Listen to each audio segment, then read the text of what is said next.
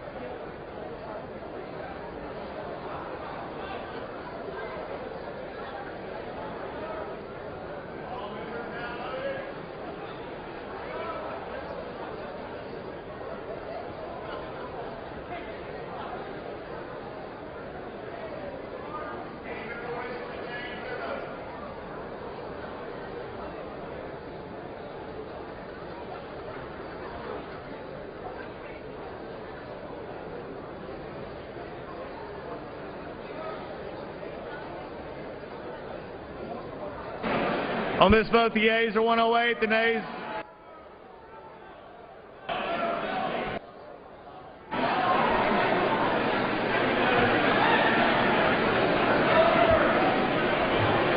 Ms. Schakowsky.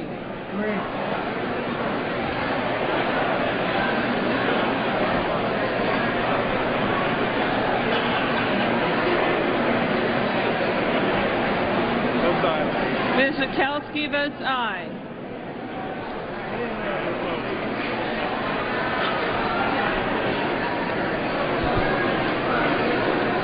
On this vote, the yeas are 109, the nays are 317. The amendment is not adopted. The unfinished business request for recorded vote on amendment number 46, printed in House Report 113-170, offered by the gentleman from Illinois, Mr. Quigley, on which further proceedings were postponed, on which noes prevailed by voice vote. The clerk will redesignate the amendment. Amendment number 46, printed in House Report number 113-170, offered by Mr. Quigley of Illinois. Recorded vote having been requested, those in support of the request for recorded vote will rise and be counted. A sufficient number having arisen, the recorded vote is ordered. Members will record their vote by electronic device. This is a 2-minute vote.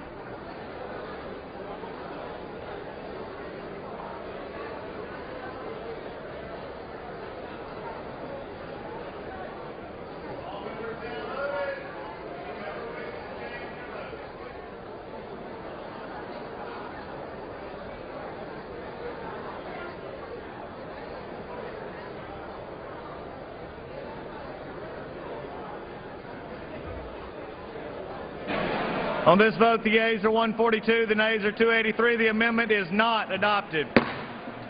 The unfinished business is a request for recorded vote on amendment number 47, printed in House Report 113-170, offered by the gentleman from California, Mr. Denham, on which further proceedings were postponed and on which the yeas prevailed by voice vote. The clerk will redesignate the amendment.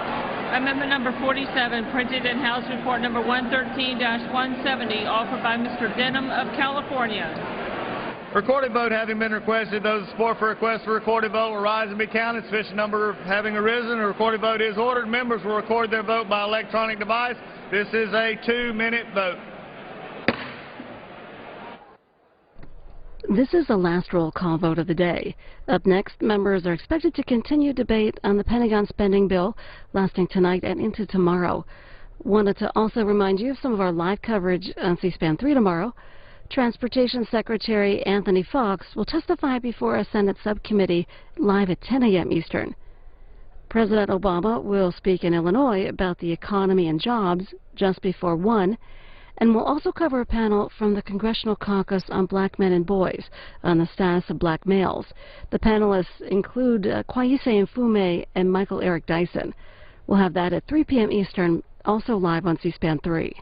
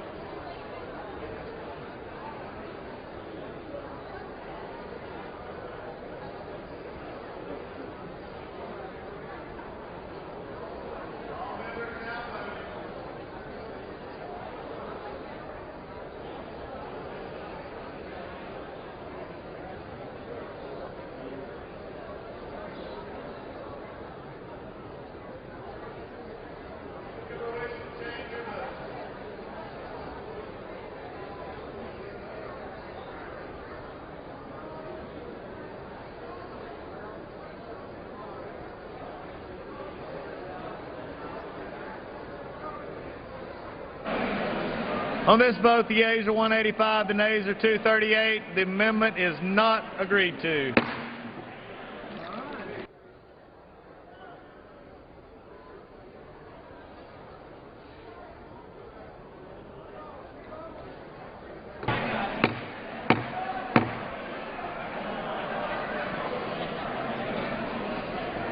Vote's closed.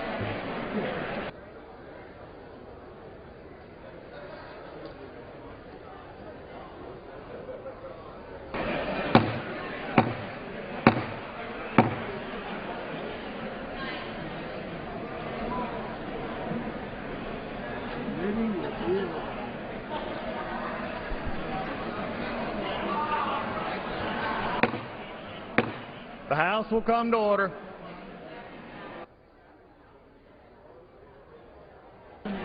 The committee will come to order.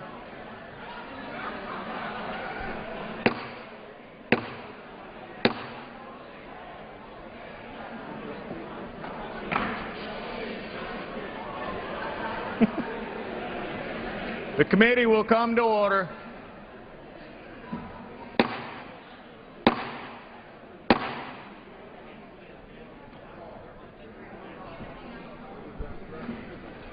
The committee will come to order.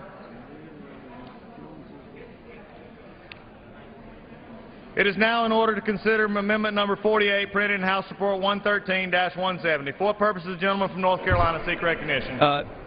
Mr. Chairman, I have the Amendment 48 before the House.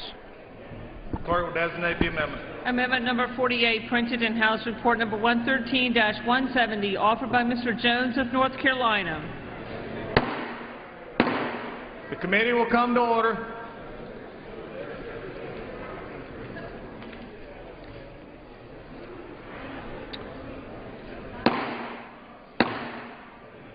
Committee will come to order. Pursuant to House Resolution 312, the gentleman from North Carolina, Mr. Jones, and a member opposed, each will control 5 minutes. The chair recognizes the gentleman from North Carolina.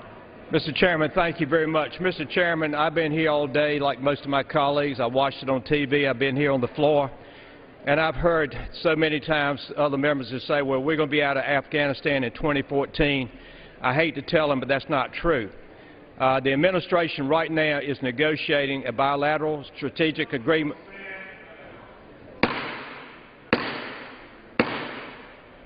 The committee will come to order. Member, please remove your conversations off the floor. The gentleman will continue. Mr. Chairman, thank you. Mr. Chairman, that statement before you called order was the fact that so many have been saying today we're out of Afghanistan in 2014. It is not true. The administration is about to finish a negotiation with Mr. Karzai, who's a crook, to say that we will be there for 10 more years. This amendment, what it does is basically to say that we in Congress have a responsibility to the American people to meet our constitutional responsibility of making sure that any agreement that the President should negotiate with any country, and we're responsible for funding that agreement, that we will vote on it. And that's basically what this amendment does. It just says that as we move forward with this strategic agreement, that the Congress will vote on the funds and not just have any administration, Democrat or Republican, just to assume for 10 years that the taxpayers are going to buy into this agreement. With that, I will reserve the balance of my time. The gentleman reserves. Who seeks recognition? The gentleman from Indiana. What purpose do you rise? I would claim the time in opposition to the gentleman's amendment. The gentleman is recognized for 5 minutes. I appreciate that. I appreciate the gentleman's concern and would point out that I do think it is long past time that we should be reconsidering the underlying authority. The authorized use of military force that was approved by the Congress and signed by the President of the United States in 2001. But I do believe, absent the reconsideration of that legislation, which I do think this body should be about, I believe it does provide the underlying authority for the strategic partnership agreement that the President has initiated. It has been enforced for over a year, serving as a guide for the relationship between the United States and Afghanistan. And in May of last year, the President and the Afghan President signed the agreement. The agreement does, I believe, infer the role of Congress. To fund training of the Afghan security forces, the agreement indicates that the administration shall seek such funding annually, and obviously there is a congressional role. This agreement provides the necessary long-term framework for the relationship between the two countries after the drawdown that will have taken effect by the end of 2014. And do believe that the amendment offered makes no allowance for what agreement might serve to guide our relationship with Afghanistan in the future. And given it's important in managing our drawdown and transitioning the Afghan security forces themselves, I believe it is essential for the U.S. to continue to honor this agreement, and I would reserve the balance of my time. The gentleman from Indiana reserves. The gentleman from North Carolina. Mr. Chairman, at this time I'd like to yield 2 minutes to the gentleman from Massachusetts, Mr. McGovern. Excuse me. The gentleman from Massachusetts is recognized for 2 minutes. Thank you, Mr. Chairman. I rise in strong support of this amendment offered by my good friend and colleague from North Carolina, Mr. Jones. And I want to thank him for his long and tireless leadership on ending the war in Afghanistan. He always asked the hard questions, the questions that no one else wants to take on, because he believes so strongly in standing by our uniformed men and women and their families. In May of 2012, the United States and most of our NATO allies entered into an agreement with Afghanistan called the Strategic Partnership Agreement. This agreement, that agreement outlined in fairly broad terms how we and our allies will continue to support the security and economic development of Afghanistan over the near and long term. Now, on the positive side, it was this agreement that provided the outline for how the United States would turn over responsibility for combat operations and national security to Afghanistan forces this year and next year in order to draw down our forces and end the war in Afghanistan by the end of next year. Congressman Jones and I would like to see that drawdown happen faster and sooner, but at a minimum to happen on the time frame outlined by the President. The unknown question is what happens post-2014. Will the President determine that U.S. troops need to remain in Afghanistan? If so, how many troops, for how long, and for what purpose? Will we continue to train the Afghanistan military and police forces? And if so, how many U.S. troops will be involved? How long will it take to complete that mission? How much will it cost? I believe it is right to demand that Congress specifically authorize the terms and costs of America's continuing involvement in Afghanistan. Congress has put this war on autopilot for too long. It is shameful. We need to take responsibility, and I urge my colleagues to support this amendment. This is a reasonable, rational amendment, and quite frankly, every one of us, Democrat and Republican, should vote for this. I yield back my time. The gentleman from Massachusetts yields back. The gentleman from North Carolina Reserve. Mr. Chairman, how much time do I have? The gentleman from North Carolina has 1 3/4 minutes. The gentleman from Indiana has 3 1/4 minutes. I'll reserve then. The gentleman from North Carolina reserves. I would recognize the gentleman from New Jersey. Okay, the gentleman from New Jersey. Thank the gentleman for yielding. Mr. Chairman, if this strategic partnership agreement involves the protection of our American troops and our allies, then there's good reason to oppose this amendment. This is an agreement between two sovereign nations. Understandably, the two proponents of this amendment are against our involvement and would like us to leave tomorrow, and indeed we may. But in the process, I would hope that we wouldn't be putting ourselves and our soldiers at risk by an amendment of this type and nature. And for those reasons, I oppose it, and I thank the gentleman for yielding. Appreciate the gentleman's remarks, and as I mentioned before, I would not argue that we should not be reconsidering the underlying authorization, but to the extent it exists today, I do believe it authorizes this agreement and continue to be opposed to the gentleman's amendment and would reserve my time. The gentleman from Indiana reserves. Gentleman from North Carolina.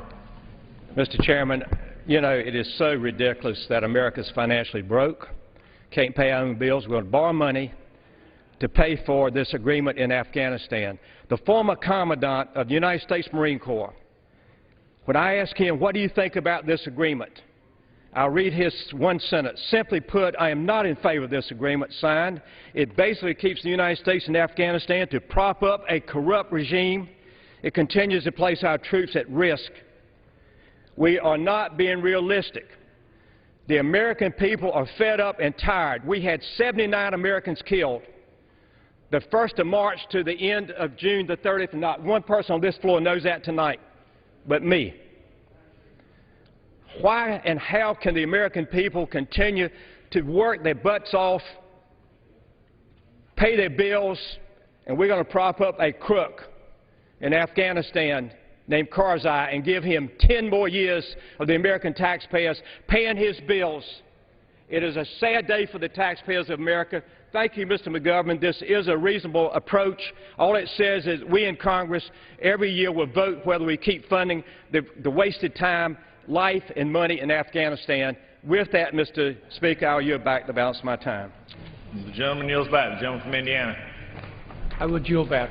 The gentleman from Indiana yields back. The question is on the amendment offered by the gentleman from North Carolina. Those in favor say aye. Aye. Those opposed, no. The opinion of the chair, the noes have it. Mr. Speaker, I ask for a vote on that.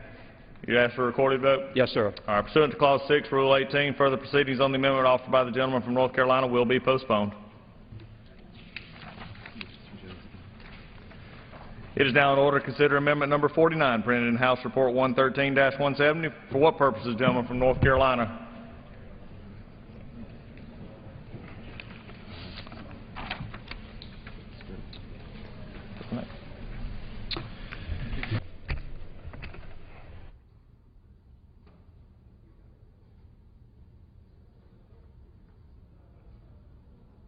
The gentleman from North Carolina rise. Mr. Speaker, I'm sorry. I meant to withdraw the next amendment, the amendment before us now. Amendment 49 has been withdrawn.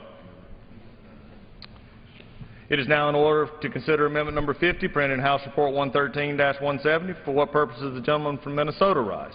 Mr. Chairman, I have an amendment at the desk. The clerk will designate the amendment. Amendment number 50, printed in House Report Clerk will suspend. Clerk will continue. Amendment number 50, printed in House Report number 113-170, offered by Mr. Klein of Minnesota. Pursuant to House Resolution 312, the gentleman from Minnesota, Mr. Klein, and a member opposed, each will control 5 minutes. The chair now recognizes the gentleman from Minnesota. Thank you, Mr. Chairman. I yield myself such time as I may consume. Without objection. Mr. Chairman, I rise in support of this amendment. As Chairman of the House Committee on Education and the Workforce, as a member of the House Armed Services Committee, as a retired Marine Colonel, I have a unique and fortunate position to ensure the young men and women enlisting in our armed forces have the best education and preparation for the defense of our nation. Currently, students who earn a high school diploma from charter schools, home schools, hybrid schools, and other means of modern education are required to score significantly higher on the Armed Forces Qualification Test than others just to qualify to enter the military. This policy, Mr. Chairman, is in direct contravention of congressional intent established in the National Defense Authorization Act for fiscal year 2012. Last month, my colleagues unanimously supported my amendment to the FY14 National Defense Authorization Act to reverse the DoD's discriminatory policy and ensure equal treatment for all students who desire to enter military service. The bipartisan Klein-Paulson amendment prohibits funds from being used by the Department of Defense to enforce any policy that continues to not equally treat education credentials for enlistment. This amendment stops DoD from giving a lower enlistment priority to students who attend homeschool and charter schools and makes congressional intent clear that all students should be given the same opportunities to enlist in the armed forces. Mr. Chair, I urge my colleagues to support the dream of military service for all patriotic Americans who simply want the chance to be able to raise their hand and pledge to defend our nation without unnecessary burdens. And I reserve the balance of my time. The gentleman from Minnesota reserves. Gentleman from Colorado. I'd like to claim time in opposition. The gentleman claims opposition and recognized for 5 minutes. Thank you. I strongly support this amendment. I salute the leadership of Chairman Klein, who fully understands the public education side and the military side. And we're bringing forth this amendment as another opportunity to make sure that what is already clearly the will of this House, as articulated through the NDAA, actually comes to pass. Very simply, this is a provision that ensures that any student who receives a diploma from a legally operating, accredited secondary school in compliance with the education laws of the state and district in which the person resides, is given the same opportunity to enlist in the U.S. Armed Forces as a traditional bricks-and-mortar high school graduate. This includes graduates of online schools, hybrid schools who have completed their secondary education and earned a degree. Currently, these classified students who attend online schools are called Tier 2 for purposes of military enlistment. What this effectively means is they can enroll in the military. However, on the Armed Forces Qualification Test, they have to score 50 or higher instead of 31 to 36, depending on the service branch for a bricks-and-mortar high school. What we should care about in public education and in the military is preparedness for the job, not what particular type or model or size or shape of school that they went to. From the military perspective, we need young men and women who are capable and able to execute their responsibilities to serve our country. From the education perspective, we want to encourage innovation, and we shouldn't be sending a message, and this body has spoken clearly and has the opportunity to speak clearly again, that we should not discourage innovation within public education. We should not say that just because a particular school is distributed or doesn't have a bricks-and-mortar campus, as long as it's fully accredited by a school district and held to the same standards as every other public school, that should not be dealt with in a separate way in this matter. Congressional intent is clear. The NDAA bill includes language to not let the DoD make a distinction between graduates of traditional high schools and those who attend online schools. This amendment would ensure that all students are held to the same standard when it comes to being eligible for military service. That's why I'm proud to join Chairman Klein and Representative Paulson, leaders for charter schools and education choice and online education, to propose this amendment to the Defense Authorization Act, which would ensure that no funds are used to give a lower enlistment priority to students from online schools as compared to traditional bricks-and-mortar high school diploma graduates. I urge my colleagues to support this amendment, and I yield back the balance of my time. The gentleman yields back. For purposes, the gentleman from New Jersey rise. I claim time on the amendment. The gentleman from Colorado has times and has yielded back his time. The gentleman from Minnesota. If the gentleman would, Chairman, I'll be happy to yield time to. I thank the gentleman from Minnesota for yielding. We accept his amendment. I would note that I know Marines never retire. And I yield back to the gentleman. Thank you very much. I thank the gentleman. I thank my colleague and friend from Colorado, Mr. Polis. I think that congressional intent has been absolutely clear and is in fact in law. And it is astonishing to me that we have to be down here on the floor this evening with this amendment to bar funds from the department because they're just failing to comply with congressional intent in the law. I appreciate the support of my colleagues. I urge all my colleagues to vote for this amendment, and I yield back the balance of my time. The gentleman from Minnesota yields back. Questions on the amendment from the gentleman from Minnesota? Those in favor say aye. Aye. Those opposed, no. Opinion of the chair, the ayes have it. The amendment is agreed.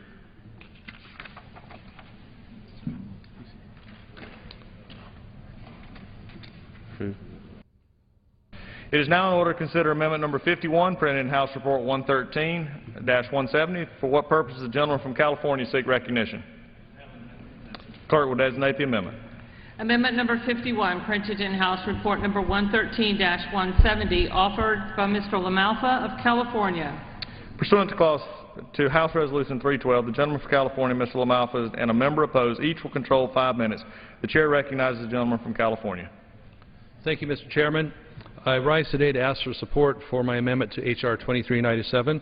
This amendment assures that funds appropriated to support our men and women in uniform are used for the purposes the House intends, not diverted by overzealous regulatory agencies attempting to pad their own budgets. This amendment provides a simple funding limitation prohibiting the use of any funds appropriated in H.R. 2397 to pay fines levied against the various branches of the military by the California Air Resources Board.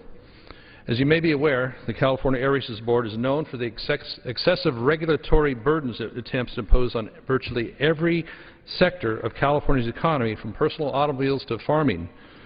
In recent years, CARB and its subsidiary regional boards have targeted military installations for alleged emissions violations, in many cases as minor as simply failing to notify CARB of activities in the manner that CARB finds most convenient. For example, a Northern California Air Force base faced fines of $10,000 per day after using emergency generators to power radar installations serving a vital anti-ballistic missile warning role.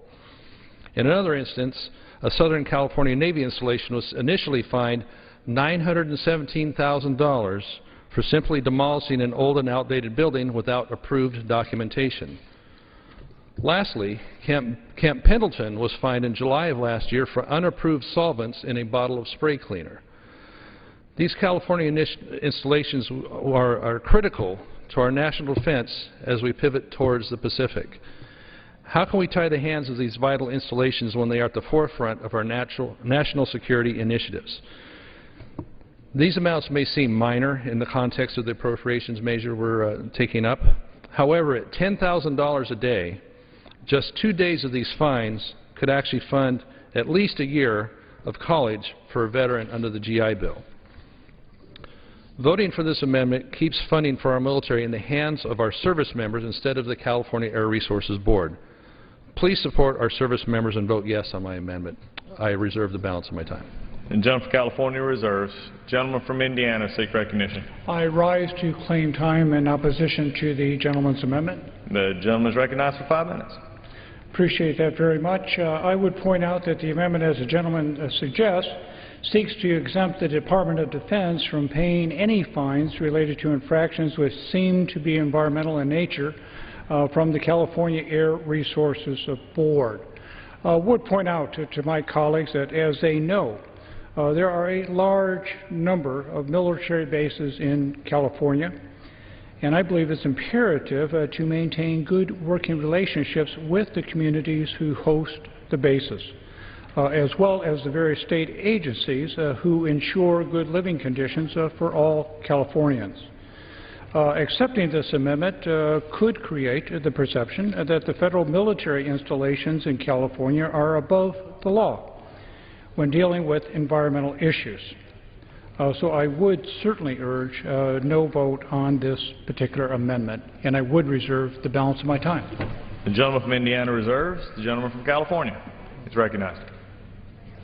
In responding to that, this is a very narrow amendment that simply gives a green light to our military installations that, yes, we welcome you in California. We like the idea that you're here providing a security net over not only our state but all of the United States, and that overzealous regulators have had actually a very hostile relationship with these installations, as well as many of the businesses of California. So we need to send a signal that they can no longer go unchecked with the ability to come write up a fine at any time they choose to. So, Mr. Chairman, I would reserve the rest of my time.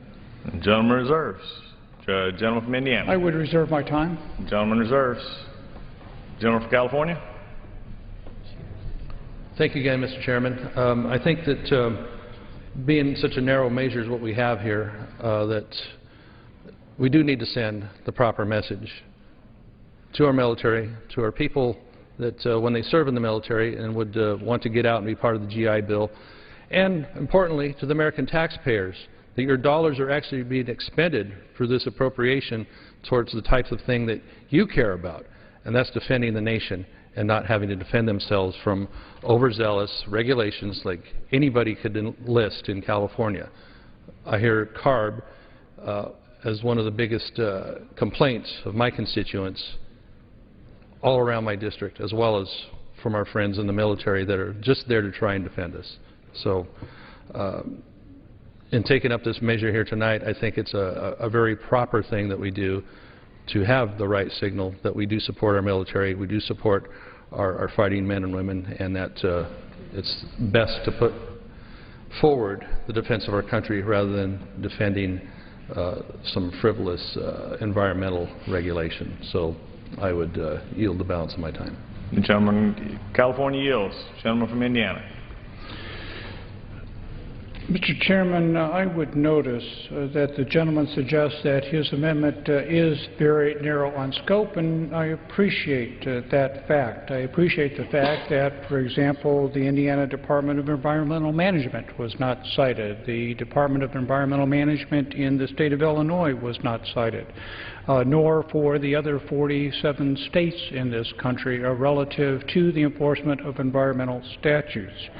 I would further propose to my colleagues that the gentleman is seeking a solution for a problem that does not exist. I do not know the specifics of the fines that were purportedly imposed at Camp Pendleton. However, the gentleman did allude to a Northern California Air Force base and did suggest that fines were imposed by the California Air Resources Board. I would suggest that that is not necessarily the case. In fact, it was the Feather River Air Quality Management District. It was not the California Air Resources Board that found that this Air Force base had 526 days of multiple violations of local air district rules. The district came to a settlement agreement with the Air Force base to properly permit its equipment and bring it back into compliance on a certain timeline.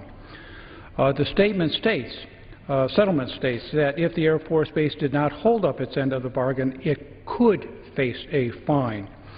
Gentleman provided a second example for a Southern California naval installation. In fact, it was not the California Air Resources Board that was involved. It was the San Diego Air Quality District that took enforcement action when this naval base demolished a building without doing proper asbestos removal and remediation. That is a danger for those who are engaged in that activity. The San Diego Air Quality District, not the California Air Resources Board, was enforcing a federal asbestos law in this case. And in the end, the Air Quality District fined the Navy, that is true, $40,000, not $917,000. So I would suggest the amendment is a solution that is looking for a problem, and I strongly oppose the gentleman's amendment, and I would yield back my time. Gentleman yields back. The question is on the amendment offered by the gentleman from California. Those in favor say aye. Those opposed, no. Pending the chair, the noes have it. I'd like to ask for Would you ask, the gentleman ask for a recorded vote? Yes, sir. Okay. Pursuant to Clause 6, Rule 18, further proceedings on the amendment offered by the gentleman from California will be postponed.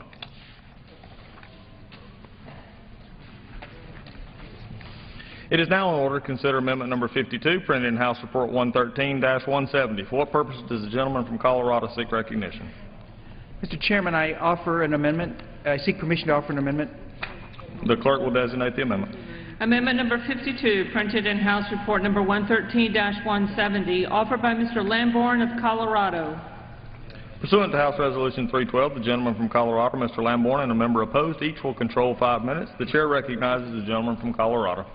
Thank you, Mr. Chairman. This amendment is very simple. It prohibits funds in this bill from being used to do an environmental impact statement on our intercontinental ballistic missiles.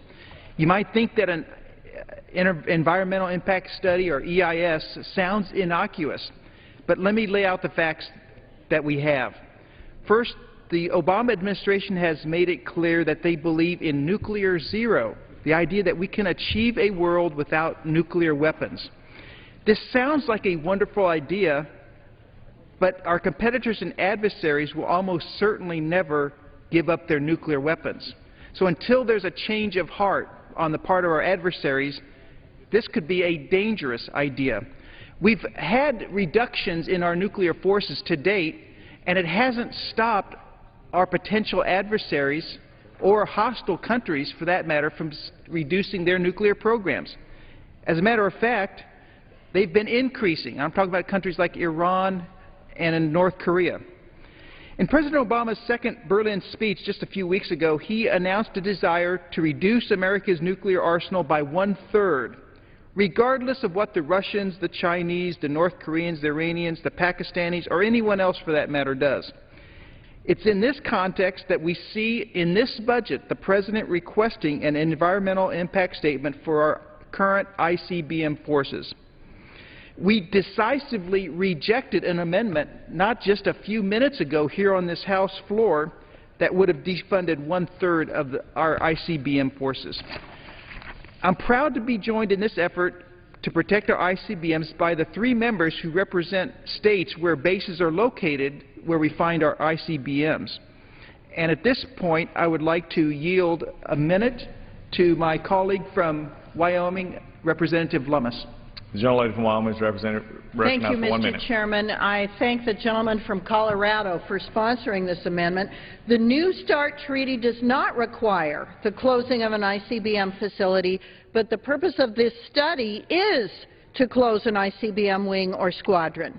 While President Obama has announced plans to further reduce America's nuclear capabilities, there is no negotiated proposal with Russia or Senate-confirmed treaty for reductions of this size. The Air Force has a plan for ratified reductions, placing 30 silos in warm status before February 2018. These baseline numbers will meet the New START deadline if the administration just allows them to move forward. I urge my colleagues to support the Lamborn, Lummis-Daines-Kramer amendment and ensure Congress provides proper approval of the goal before spending money on the process. I thank again the gentleman from Colorado and yield back the balance of the time. And I thank my colleague for pointing that out. I appreciate her coming to the floor, and I know we are joined in this effort by Representative Steve Daines of Montana and Representative Ken Kramer of North Dakota, and they wholeheartedly support this amendment as well. A strong nuclear deterrent is what we need in the face of uncertainty, not any kind of unilateral disarmament. Mr. Chairman, at this point, I would reserve the balance of my time. The gentleman from Colorado reserves. The gentleman from Indiana rise. To claim the time in opposition to the gentleman's amendment. The gentleman is recognized for 5 minutes in opposition. Appreciate that. The amendment is directed at the administration's plan to consider further reductions, below the levels established in the New START treaty. As the gentleman indicated, it would prohibit funds being used to conduct a study of the environmental impact on intercontinental ballistic missiles and their facilities. The President, in his June 2013 guidance on nuclear employment, affirms that the United States will maintain a credible deterrent capable of convincing any potential adversary of the adverse consequences of attacking the United States or an ally, and that our abilities far outweigh any potential benefit they may seek through such an attack. I believe that the United States national security resources ought to also be considering other possibilities as to our national security beyond the remote possibility of a direct nuclear exchange.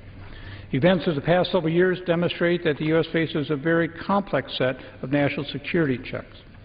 The possibility of attacks such as those preceding 9/11, including the USS Cole bombing and the U.S. Embassy bombings in Tanzania and Kenya, regional instability and strategic challenges arising from the Arab Spring in Egypt, Syria, Libya, and elsewhere, the continuing challenge of Iran, including its support of terrorist organizations with regional and global aims, refocusing U.S. national security priorities to the Asia-Pacific region with a focus on China and North Korea and the nearly constant threat of cyber attack. As I said in an earlier argument, also do not think we ought to arbitrarily throughout this evening and tomorrow continue to say no about proposals and studies and plans. We ought to be having a full and complete conversation and debate about those possibilities, and for those reasons do oppose the gentleman's amendment and would reserve the balance of my time. The gentleman reserves. The gentleman from Colorado is recognized. I'd like to inquire the balance of my time remaining. The gentleman from Colorado has 1.5 minutes. The gentleman from Indiana, 2 3/4. Thank you, Mr. Chairman. Well, I have to take issue with what was just stated as far as maintaining a credible deterrent, even with massive unilateral further reductions. We've already reduced our nuclear forces under New START to 1,550 weapons. And when you reduce beyond that, it becomes less credible to our allies that we will have a credible deterrent. If we start, we have a nuclear umbrella right now, Mr. Chairman, with about 30 countries relying on us. If we start unilaterally reducing the number of our nuclear warheads, they will become less certain about our deterrent. They will be incentivized to go out and start their own nuclear programs. I'm talking about countries like Japan and South Korea, who have a neighbor, North Korea, which is threatening to them. So if we want to see more nuclear weapons in the world, we should reduce ours. Other countries simply are not going to follow our example. It'll lead to more nuclear weapons worldwide. So I would urge adoption of this amendment. I disagree with my colleague from Indiana, and I would ask for a yes vote on this amendment. And I would like to yield the balance of my time to my colleague from Wyoming. I thank the gentleman for yielding. The ICBM land-based missiles are the most cost-economical deterrent of the nuclear triad. This is the most efficient way to deter our enemies. Mr. Chairman, I yield the balance of my time. The gentleman, the lady's time is expired. The gentleman's time has expired. The gentleman from Indiana. I would simply reiterate my objection to the gentleman's amendment and ask for a no vote, and I would yield back my time. The gentleman yields back. The questions on the amendment offered by the gentleman from Colorado. Those in favor say aye. Those opposed, no. In the opinion of the chair, the ayes have it. The amendment is agreed.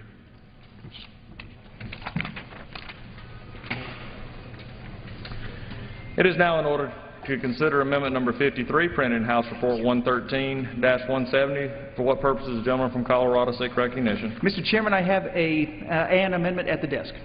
The clerk will designate the amendment. Amendment number 53, printed in House Report number 113-170, offered by Mr. Lamborn of Colorado. Pursuant to House Resolution 312, the gentleman from Colorado, Mr. Lamborn, and a member opposed, each will control 5 minutes. The chair recognizes the gentleman from Colorado. Thank you, Mr. Chairman. Tonight across this country, 600,000 Defense Department civilian employees are struggling with a 20% pay cut due to civilian furloughs. And these are scheduled to go through the end of September.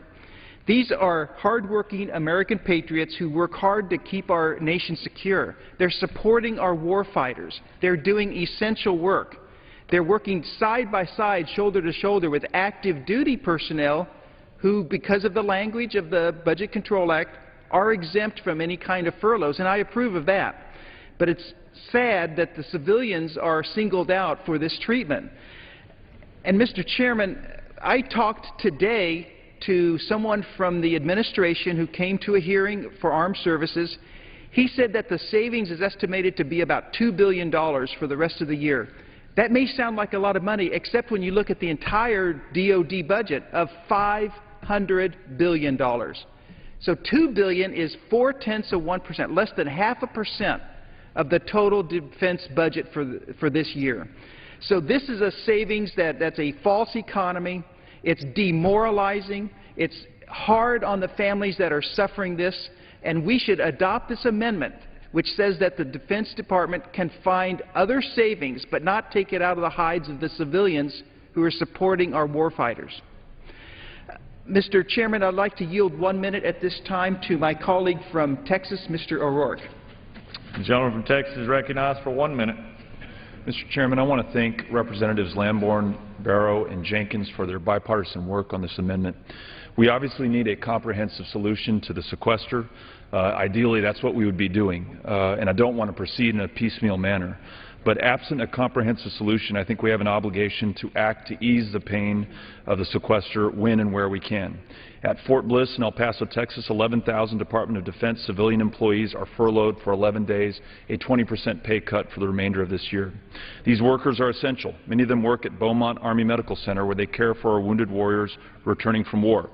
Those wounded soldiers are now facing longer wait times and reduced care because of these furloughs, and it is already becoming harder to retain the best employees. We have to do better both by our service members and those civilian employees who are so critical to our military. I urge all of my colleagues to help prevent more furloughs and support this amendment, and I yield back to Mr. Lamborn. The gentleman yields back. Gentleman from Colorado. I thank the gentleman. I'd like to now yield 1 minute to my colleague from Georgia, Mr. Barrow. The gentleman from Georgia is recognized for 1 minute. Thank you, Mr. Chairman. Mr. Chairman, I rise today as a co-sponsor and strong supporter of this amendment.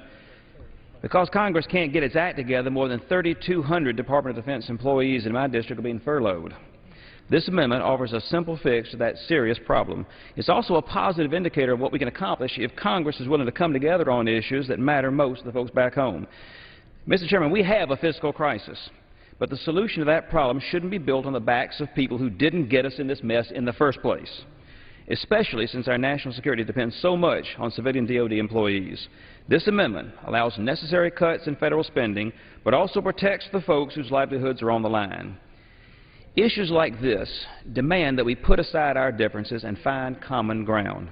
I urge my colleagues to get behind this bipartisan effort and support this amendment to end these furloughs. And with that, I yield back the balance of my time to the gentleman from Colorado. The gentleman yields back. Gentleman from Colorado. I thank the gentleman. I'd like to now yield 1 minute to my colleague from Kansas, Representative Jenkins. The gentlelady from Kansas recognized for 1 minute. I thank the gentleman for yielding. Mr. Speaker, I rise in support of this amendment. My district is home to Fort Leavenworth and Forbes Field, 2 Kansas military installations where families are struggling with the DOD civilian furloughs. While they may not serve in uniform, many of these civilians provide critical support for our war fighters. While I support this level of funding cuts, I oppose the administration's decision to take certain programs off the table and put an unfair burden on our military. The House acted 6 times to prevent these furloughs, resolve sequestration, and find savings elsewhere in our bloated budget. And even though the administration and Senate majority had nearly 2 years to develop an alternative, they did nothing. Civilian employees are not the problem, and they should not be singled out to pay for Washington's out-of-control spending habits. I ask my colleagues to join me to protect these Americans from another round of painful furloughs next year and support this amendment, and I yield back the balance of my time to Mr. Lamborn. The gentlelady yields back to the gentleman from Colorado. The chair reminds the gentleman from Colorado he has 30 seconds remaining. Mr. Chairman, I'd like to yield the balance of my time to my colleague from Texas, Mr. Farenthold. The gentleman from Texas is recognized. Thank you very much. I rise in support of this amendment that does away with painful furloughs. In very many cases may have been political in nature. I represent the Corpus Christi Army Depot, where the civilian employees are actually working capital employees who are not funded by appropriations but are funded by the work that they do. But they are equally subjected to this when in fact they could be saving the government money, rebuilding helicopters for less cost than the original equipment manufacturers. But we need to relieve all federal employees from this burden that is politically motivated, in my opinion, and this is a good way to do it through this amendment. I yield back. The gentleman from Colorado. For what purpose, the gentleman from Indiana rise? To claim time in opposition to the amendment. The gentleman is recognized for 5 minutes in opposition to the amendment. I agree with the proponent of this amendment on one very important detail. I have noted throughout the evening that a number of my colleagues voted for the Budget Control Act that led to sequestration, that led to some of these problems. And I would like to note that the gentleman voted against that bill. And I think very knowingly anticipated that there could have been very serious unintended consequences. So do respect the persistence and consistency of his views. But having said that, again, as I have on a number of these amendments this evening, have a great concern about differentiating between certain civilian employees in one department and those in another. There's no question that the civilian employees throughout the Department of Defense do critical work. It could be serving in a hospital. It could be doing security analysis. It could be serving the troops in any number of capacities. No question about it. But I don't think we should make a distinction between that type of work and those who work for OSHA, who make sure that workplaces are also safe for American citizens every day when they go to work. We shouldn't make that distinction between those civilian employees and FBI agents who risk their lives every day. We shouldn't make that distinction between those employees and U.S. Marshals who risk their lives every day. I used correctional officers in Federal Bureau of Prisons earlier today, U.S. Capitol Police officers, U.S. Custom and Border Protection officers, those who serve within the Coast Guard as civilian employees, those who are forestry aides and fight fires out west are obviously risking their lives. Federal Protective Service Law Enforcement Specialists. So again, the point I would make is we do have a very bad law. We ought not to be making temporary fixes for a dislocation that have been caused by it, that only defers decisions that need to be made of a more permanent basis. So again, I appreciate the fact that the gentleman, I believe, was correct in the first instance as far as not wanting to see us reach this point. I understand his impulse in trying to begin to correct some of these problems. I personally think we need a more holistic approach, and for that reason would respectfully oppose his amendment and ask for a no vote, and I would yield back my time. The gentleman from Indiana yields back. The question on the amendment offered by the gentleman from Colorado, those in favor say aye. Those opposed, no. In the opinion of the chair, the ayes have it. The amendment is agreed to.